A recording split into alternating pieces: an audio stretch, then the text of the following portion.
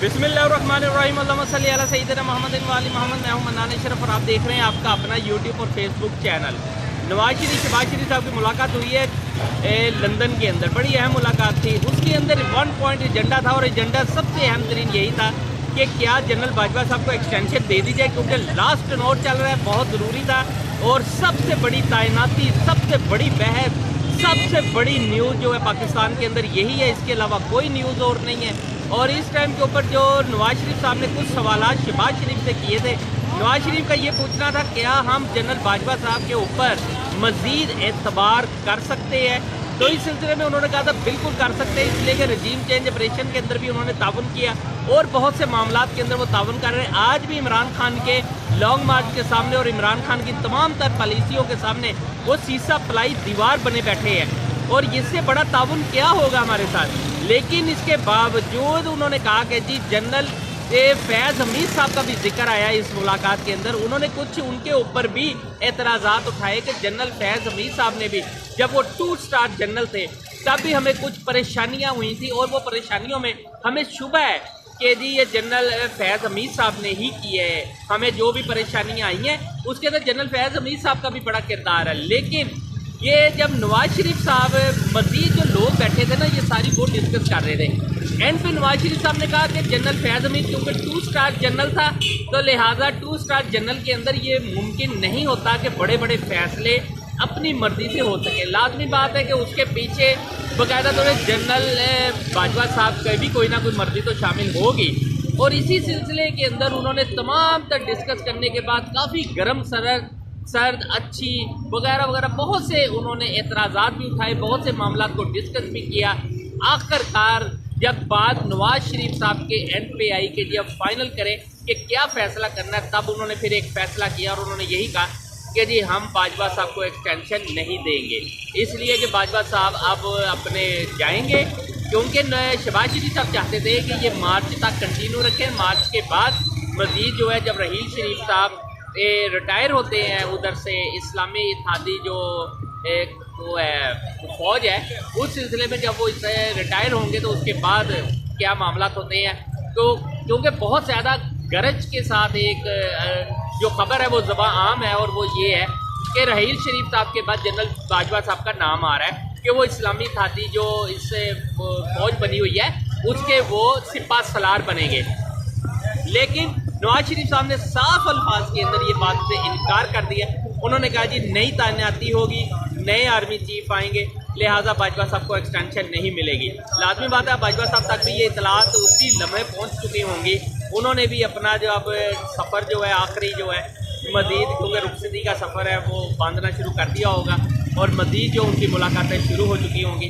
अब मामला आ जाते हैं कि नए आर्मी चीफ, देखिए नए आर्मी चीफ कोई भी होंगे तो पाकिस्तानी आर्मी से ना हो, तो हमारे अपने ही पाक फौज के हैं ना, वो जो भी आएंगे। अब बात ये है कि जब ये लोग तैनाती करते हैं ना, तो इसमें ये होता है कि यार शायद किसी ना किसी जमात को कभी ना कभी NRO तो चाहिए होता है। तो उस सिलसिले के अंदर मज़ीद लाजमी बात है ये ताकतवर लोग हैं, ताकतवर एक पूरा यानी कि सेटअप है, तो उसके अंदर एक मदद की भी ज़रूरत होती है और उस मदद के अंदर लाजमी बात है कहीं ना कहीं तो मदद पहुँचती है ना। खैर दूसरी एक बड़ी अहम मुलाकात 3 बड़े सहाफ़ी पाकिस्तान के जो बहुत बड़े नाम हैं, जिसमें अरशद बड़ाई वो जिसमें बड़ाई साहब भी हैं और इसके अलावा दीगर जो है मजीद शामी साहब भी हैं और एक और भी हैं। इन तीनों ने मुलाकात की है इमरान खान साहब के साथ और बातों बातों में डिस्कस शुरू हो गई कि जी आप शहबाज शरीफ साहब के साथ, हुकूमत के साथ, PDM के साथ क्यों नहीं बैठते, क्यों मामला को बैठ के हल नहीं करते।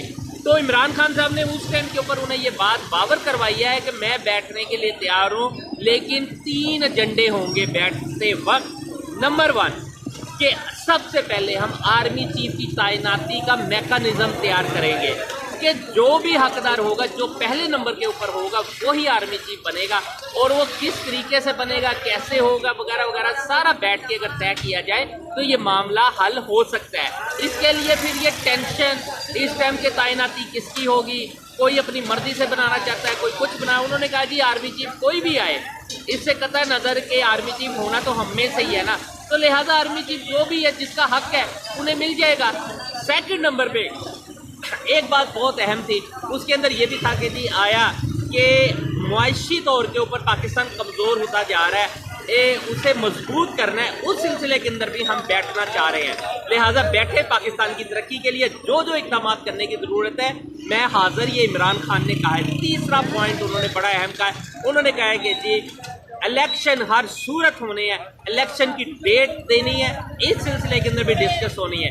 लेकिन शहबाज शरीफ साहब इस खेल को, इस बात को जिस तरह मर्जी बना ले, जो मर्जी कर ले, लेकिन ये 3 एजेंडे जो हैं ये शहबाज शरीफ साहब तक पहुंचे हैं, लेकिन तीनों को ज़्यादा डिस्कस नहीं किया गया है।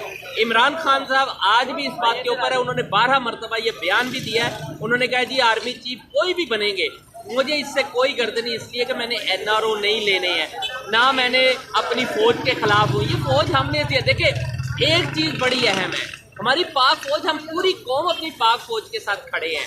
ये ज़रूर है कोई मामला डिस्कस हो जाती है, किस पे कोई तनकीद हो जाती है, किसी फैसले पे तनकीद तो हो सकती है, लेकिन लोगों को सबको पता है कि पाक फौज ही हमारी रेड लाइन है। और अल्लाह ना करे कोई भी मुल्क अगर इस पाकिस्तान की तरफ देखता है तो सबसे पहले पाक फौज के साथ यही कौम खड़ी होगी, जिस तरह 1965 में खड़ी हुई, 1971 में खड़ी हुई। और जब पाकिस्तान ने 2 जहाज गिराए थे अपने दुश्मन के, तब भी पाक फौज के साथ हमारी ये कौम खड़ी थी। आज भी ये पूरी कौम अपनी पाक फौज के साथ खड़ी है। पाक फौज जब भी कहीं आवाज़ देगी, ये पूरी कौम सी सफलाई दीवार बन के अपनी पाक फौज के साथ खड़ी होगी। लिहाजा लास्ट एक आपको चलते चलते बात बता दूं कि अरशद शरीफ साहब का जो मर्डर है, इसे पहले बहुत से रंग दिए गए। आप थोड़ा सा बैक पे चले जाएं, आप बहुत से लोगों की प्रेस कॉन्फ्रेंस और बयान निकाल के देख लें, उसमें कुछ और था।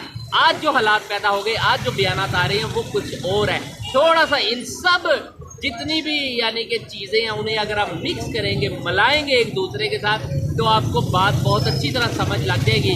राना सनाउल्लाह साहब के बयानात, दीगर बयानात, हमारे तर्जुमानों के बयानात, लिहाजा जब सब मिक्स करेंगे तो आपको पता चलेगा कि अरशद शरीफ साहब का जो मर्डर है, उनको जो शहीद किया गया, वो आसान नहीं था। और वो लोग जिन्होंने पाकिस्तान से उन्हें भगाया, पाकिस्तान में मुकदमा दर्ज किए, पाकिस्तान में डराया धमकाया, बाहर तक लेके गए और बाहर से आखिरकार उन्हें उड़ा दिया गया, उन्हें कत्ल कर दिया गया। लेकिन वो कौन लोग हैं? जब तक वो 2 भाई नहीं पकड़े जाते जो उनके साथ थे, वो तब तक असल हकाइक मंजरेआम पे नहीं आ सकते हैं। ये बहुत ज़्यादा ज़रूरी है। बाकी दीगर जो है कि जी एक चीज़ जाते जाते और बता दूं कि पाकिस्तान में महंगाई की एक दफ़ा फिर लहर आ गई है। सिर्फ पंजाब के अंदर 1000 से 1200 रुपये के 5 किलो प्याज हो गए हैं। जहाँ दालें नहीं मिल रही आपको, महंगे दामों दोबारा फिर महंगाई होना शुरू हो गई। इसके अलावा सब्ज़ी महंगा होनी शुरू हो गई है, फल फ्रूट महंगा होना शुरू हो गया है। वही सेब जो कभी 100, 150, 200 रुपये किलो थे, आज 300, 400 रुपये किलो तक पहुँच गए हैं। अच्छा फल गायब होना शुरू हो गया मार्केट से। और अरबों रुपए का चावल जो है इस टाइम स्टॉक होना शुरू हो गया, ताकि वो भी महंगे दामों मार्केट में निकाला जा सके। अरे बाबा, इसे ब्यूरोक्रेसी ने रोकना है, इसे किसी हुकूमत ने कैसे रोकना? वो तो सिर्फ पॉलिसिंग आती है, काम ब्यूरोक्रेसी करती है। अगर ब्यूरोक्रेसी ही अपने दफ्तरों में बैठ के मजे लेगी तो फिर ये काम नहीं होंगे, महंगाई कभी नहीं रुक सकेगी। हर जिले के अंदर, हर शहर के अंदर ब्यूरोक्रेसी जो काम करती है, उन पे ये फर्ज है। बनाने शुरू को इजाजत दीजिए। अपना अपने चैनल का बहुत ख्याल रखिएगा। अल्लाह हाफिज़।